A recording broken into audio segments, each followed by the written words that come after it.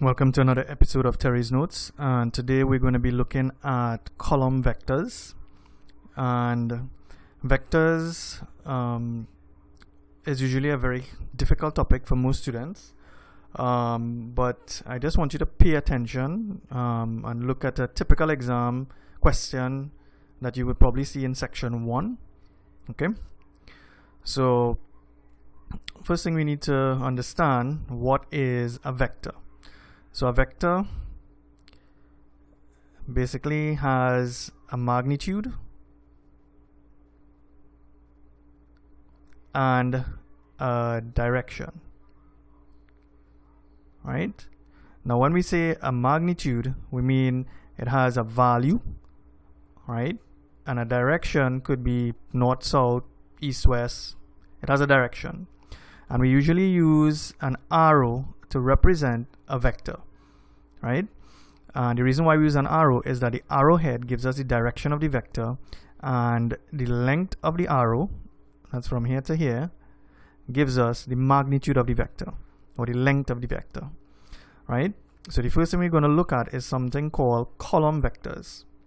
So we have an origin here, we have our x-axis, we have our y-axis, and we have some points B, C, D, and E drawn on a graph here, right? Now what I want you to do is to be able to determine what the vector OB is. Now this is how we write a vector. The origin, we label that as O, right? And the vector OB is this line here, this line that I'm tracing over here, right? So this is OB. And what is the vector OB? In order to determine the vector OB, we start from O and we go across 1, 2, 3. So we're going to write 3 as our first number, and then we're going to go up 1, 2, 3. So the vector OB is represented by 3, 3, right? Any let's say OP, any point, we can write a column vector in the form x, y, where x represents the direction and the magnitude, or the movement in the x direction, and the y represents the movement in the y direction. So OB is the vector 3, 3. So OC, let's see what's happening with OC. Right, now notice I put a little arrow on top OB, a little arrow on top OC. That is how we write a vector, right? So this is the point C here, and this is the direction OC, right? So in order to move from O to C, we move 1, 2, 3, 4 across. So the first number will be 4, and then we move 1, 2 down. So because we move down, we have to put -2, right? Let's see OD. We move 1, 2, 3 to the left. Because we are moving to the left, we are going -3, and we are moving 1 down. So it will be -3, -1. So this is the vector OD, right? And let's do OE now. The vector OE, we have to move 1, 2, 3 to the left, right? So it'll be -3 because we are moving to the left, and we are moving 1, 2, 3, 4, 5, 6, 7 up. Because we are moving in the positive right y direction, it will be just 7, right? So keep in mind, when we move in this direction, it's going to be positive. If we move up, it's also going to be positive. But if we move down, it's negative. And if we move to the left, it's also negative, right? So I've given you a point in each of the 4 quadrants of this graph. So these are all the different variations that you can get if you have to identify a column vector. Okay? Now, let me show you something else now. Now, two vectors can be what we say parallel, right? Meaning that the distance, the perpendicular distance between the two vectors are the same, no matter where we take that measurement, right? Those two vectors, they will never touch. So let's say the vector AB, right? To get this vector AB, it will be 1, 2, 3, 4 across. So it'll be 4, and we go in 1, 2, 3, 4 up. So this is the vector AB, right? And the vector CD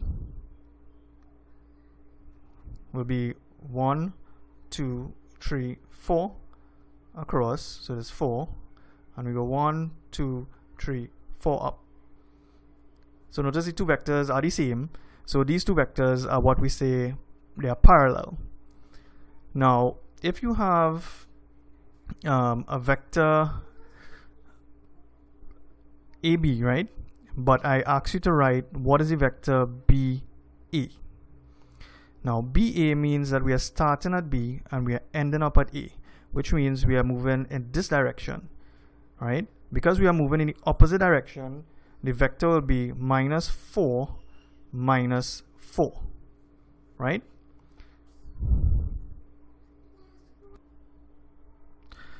Alright, now this is a very important concept here, right? So if I were to tell you that, let's say I give you a vector OP, and I said the vector was 2, minus 1, then what is the vector PO?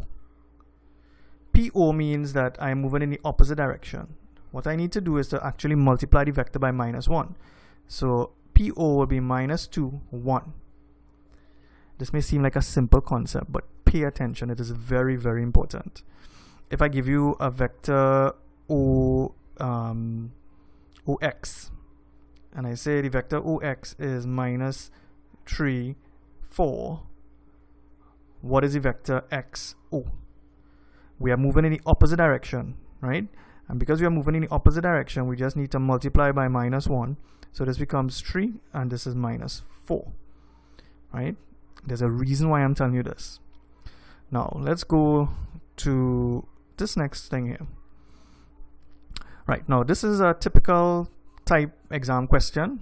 They're going to ask us, they give you a diagram, and they say, write down the column vectors OA and OB, right? So OA is equal to, now we'll start from the origin. We go 1, 2, 3, 4, 5, 6. So it's 6, and we're going up 1. So OA is 6, 1, right? So OA is a column vector. OA written as a column vector is 6, 1. Let's write OB. OB written as a column vector will be, we go 1, 2, 3 across. So it's 3. We're going to go 1, 2, 3, 4 up. So it's going to be 3, 4, right?